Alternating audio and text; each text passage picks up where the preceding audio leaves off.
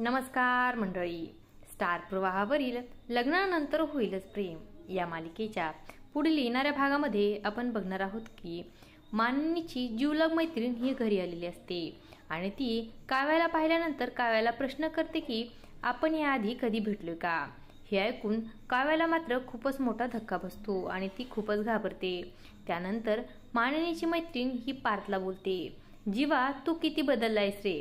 पण पार्थ बोलतो, मी जीवा नाही, मी पार्थ आहे.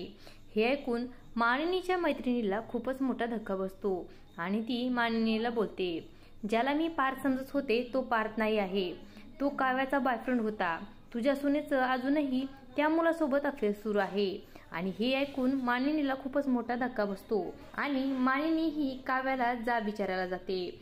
आता काव्या मानिनीला सत्य काय आहे ते सांगणार का, हे पाहणं अतिशय रंजक ठरणार आहे. अशाच मालिकांच्या नवनवीन अपडेट्स पाहण्यासाठी आपल्या चॅनलला सबस्क्राईब करा आणि व्हिडिओ आवडला असेल तर लाईक आणि शेअर करायला विसरू नका. धन्यवाद.